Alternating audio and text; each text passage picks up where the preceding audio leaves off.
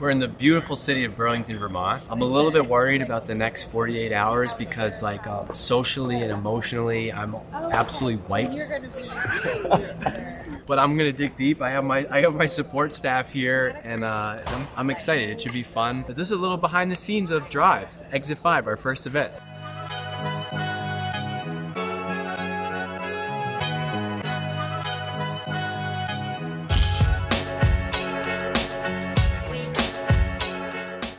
We took a chance on doing an event. I'm not gonna lie to you, I was worried if people were gonna show up.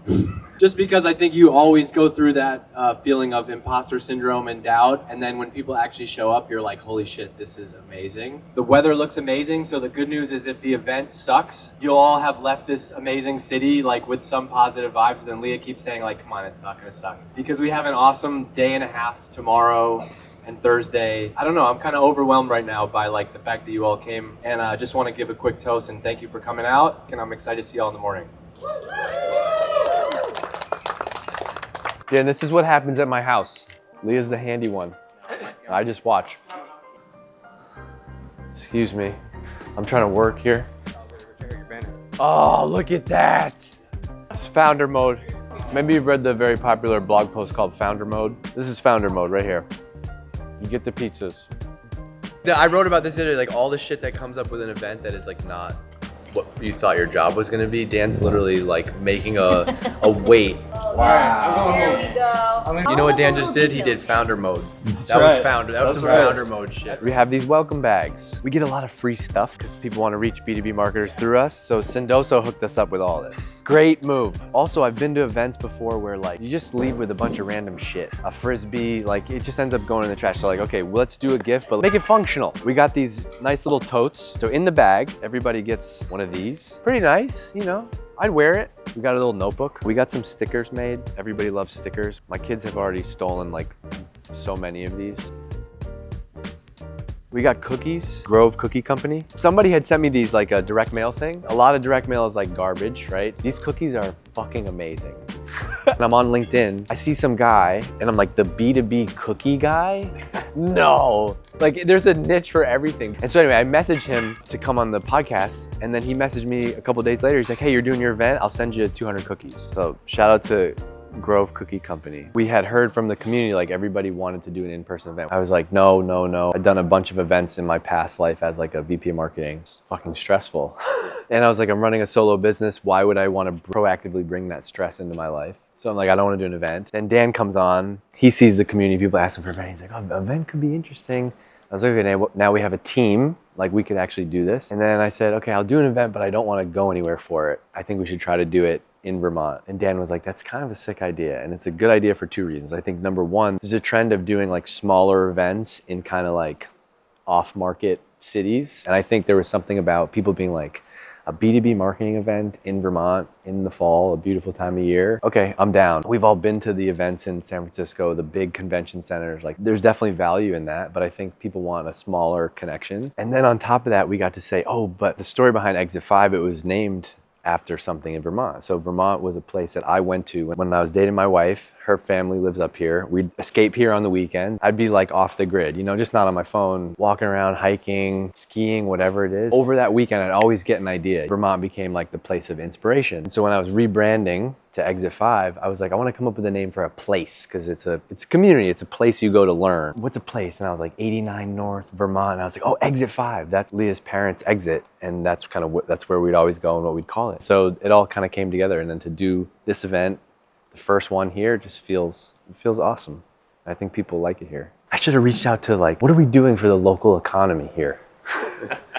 Bringing 200 B2B marketers with their company cars. And then selfishly, a home game for me. I can go sleep in my own bed in 12 minutes. My kids came by to the welcome reception. It was big for my brand, having my kids there. So he's not a complete asshole. Hashtag father mode. Hashtag father mode. My slides got messed up. It's okay. It's year one. Imagine being really bent out of shape by this. So like, oh God, someone's head. Where heads are gonna roll, Dan.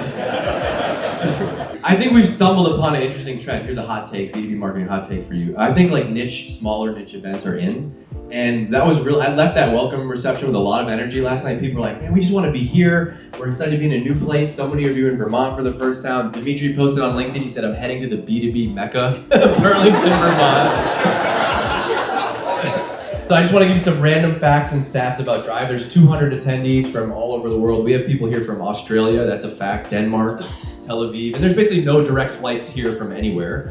So thank you all for the effort. We have 200 bottles of maple syrup, 200 t-shirts, 200 stickers, 200 notebooks, 200 cookies. We have 9 sessions over the next couple days. We're 5 miles away from my house, so that's really convenient.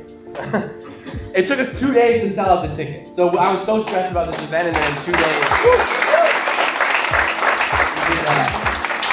I've been to conferences where like you sit all day in rooms like we're not gonna have that. There's like 1 or 2 sessions at a time, then we got break, then we got breakouts, so hang in there. Like I went to one earlier this year, man, there was no oxygen in that Marriott. Like we were in there for 8 hours and everyone after was like, my goal is to not have that. Actually, I told my daughter we were gonna have a band for this event. She said, Dad, you bought a band? She said, are you rich?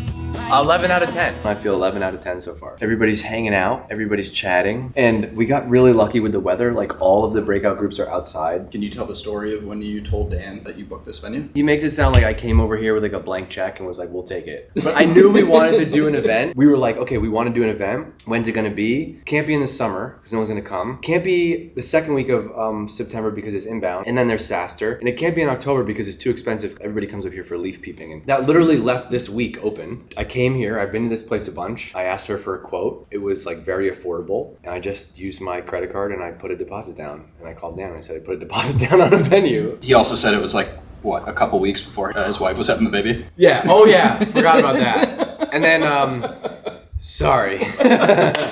We have so many good little clips for this. If they could all be taken completely out of context and everyone could hate me, or if you use them in the right way, people be like, oh, he's actually kind of likable, that guy. I've stayed up past 9 o'clock for 2 nights in a row. Right before this at breakfast, I'm like, dude, we all love that you're on the mic interrupting people. I hate it. He's like, yeah, he's like, make sure you do it a lot during my session. But I wasn't the first one. Some other dude kind of made it up first. Go ahead, you can talk on the mic now. My favorite review of that book was somebody wrote 1 star on Amazon and all it said was, this should have been a blog post. Yeah. I think one of the cool things is like accessibility. Like I love that all the people who spoke are sitting in the front row and hanging out here today. Obviously everybody's very accessible, so if I couldn't get to your question, it's not personal. Go find Devin in the break or go find him in the hallway. I think a lot of events you go to, panels can be hit or miss. But also I wanted to bring on 3 people who would not give you the canned kind of bullshit nonsense answers you get on a panel. Come on, my panelists, come on. Run this town, baby. Hi, I'm Tara. Tara and I, she's like one of the few B2B marketing leaders that also lives in Vermont that I know, which they've all come out of the woodwork. There just was something about being here, like being in the lunchroom, being out there, the conversations were easy. People just would come up to each other and say hello and sit down for lunch, and I want to make sure if we do more events that is like the thing. So what's next with Exit 5? We're doubling down. I think we've built the #1 community out there for B2B marketers over the last year. 11 months ago it was a solo business. There's now 5 awesome people on the team, and I just would like to take a minute and say thank you and give it up for them.